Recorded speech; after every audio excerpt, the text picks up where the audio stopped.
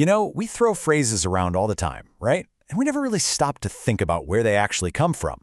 But what if I told you that one of our most common insults isn't really an insult at all? What if originally it was the story of a hero? Well, that's what we're going to do. Let's uncover the forgotten story behind Goody Two Shoes.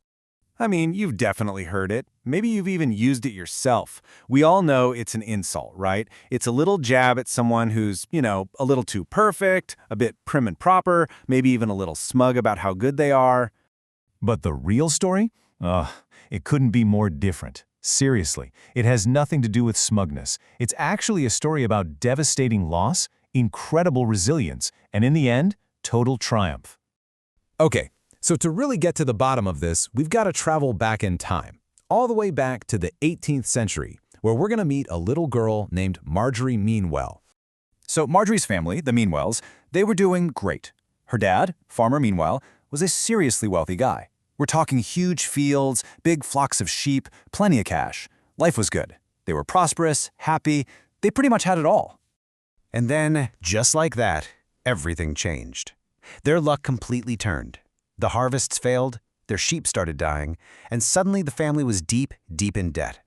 It got so bad they actually had to run away from home to escape these really cruel creditors, guys with names like Sir Thomas Gripe and Farmer Grassball. Yeah, seriously.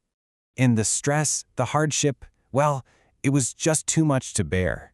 Farmer Meanwell, completely overwhelmed by losing everything, got sick and passed away, and his wife, just completely heartbroken, died only a few days later. Just like that, Margery and her brother Tommy were orphans, all alone in the world. I mean, their poverty was just absolute. They wandered around, holding hands, trying to survive on berries they could find in the woods and sleeping in barns. To give you an idea of how bad things were, little Margery had only one shoe. Just one. But that one detail, that single shoe, that's the key. That's what leads us to the moment where everything changes, and Margery gets that famous nickname. So, the local clergyman, a guy named Mr. Smith, he tells their sad story to this wealthy visitor who happens to be a really kind-hearted person. And this gentleman, he takes pity on them, he arranges for Tommy to go off to sea and become a sailor, and he gives Mr. Smith some money to buy Margery some new clothes, and, most importantly, a brand new pair of shoes. And this is where it gets really interesting. Think about her reaction. This little girl was so completely overcome with joy, pure joy, that she ran to the clergyman's wife, held up her feet, and just kept telling everyone she saw, "2 shoes, ma'am, 2 shoes." So you see, here's the crucial part. She wasn't being smug. She wasn't showing off. She was just a little girl who had nothing, experiencing this moment of pure, absolute happiness. And that is how she got the name Goody Two Shoes. But this single act of kindness, it unlocks something inside Margery. It wasn't really just about the shoes, It was about the opportunity they represented. And with just that tiny bit of stability in her life, she found a new purpose. She wanted to learn. She became absolutely determined. So the clergyman taught her how to read. And get this, as soon as she learned, she immediately wanted to teach the other poor kids in the village.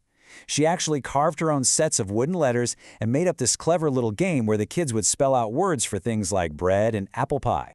Her method was honestly ingenious for the time. She turned learning into a fun, interactive game. She would go from cottage to cottage, sharing this gift of literacy. Her passion wasn't just for her own benefit. It was for everyone, for her whole community. But her biggest test? That was still on its way. One night, a terrible storm rolls in, and Margery is caught outside. She finds an old, deserted barn to take shelter for the night. So she kind of snuggles down into the hay to get some rest. But it wasn't long before she heard footsteps. 3 men walk into the barn, also looking for a place to hide from the storm. She's hidden in a big pile of hay, so they have no idea she's there. And because they think they're alone, they start talking, loudly. And she overhears them plotting this horrible plan to break into the local squire's house, steal everything he owns, and then murder him. Now imagine being in that situation. Terrified, right? But Margery, brave as she was, didn't hesitate for a second. She bolts out of that barn and runs through the middle of this raging storm straight to the squire's house. And because everyone in the village already knew her for being such a good person, the servants let her right in, and she was able to deliver the warning just in the nick of time. And that one single act of bravery, it set off a chain reaction that would completely, and I mean completely, transform her life. So first off, the robbers were caught red-handed. just like she said. After that, Margery's reputation just soared. She eventually becomes the official village schoolmistress. And she was so smart and so well-spoken that when a few jealous people actually accused her of being a witch, can you believe it? She easily proved her innocence in court. In fact, she was so impressive during that trial that a wealthy widower, a guy named Sir Charles Jones, was just completely captivated by her. He ends up asking her to marry him. And just like that, Margery, the little orphan who started with just one shoe, was about to become a grand lady. Okay, so the wedding day comes. The whole village is there to celebrate. The clergyman opens his book to start the ceremony, but then, just as he's about to begin, a voice from the back of the church yells out, This man, dressed in really fancy clothes, comes running down the aisle. Margery sees him and faints right into his arms. And who is it? It's her brother. It's Tommy. He's back after all these years, and he's made his own fortune at sea.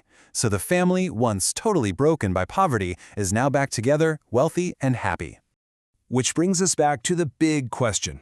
How on earth did this incredible story about a resourceful, brave, and kind hero get twisted into the insult we use today? Well, what happened is that over hundreds of years, the details of the story just faded away. Her struggle, her cleverness, her incredible bravery, all of that got forgotten. And all that was left was this really simplified image of a good little girl. So the original meaning, which was all about resilience, it just morphed into this caricature of someone who's annoyingly, smugly perfect. So the next time you hear that phrase, what are you going to think of? The insult or the real story of a brave little girl who truly, truly earned her two shoes? It really makes you think, doesn't it? About all the stories that might be hiding behind the simple words we use every single day.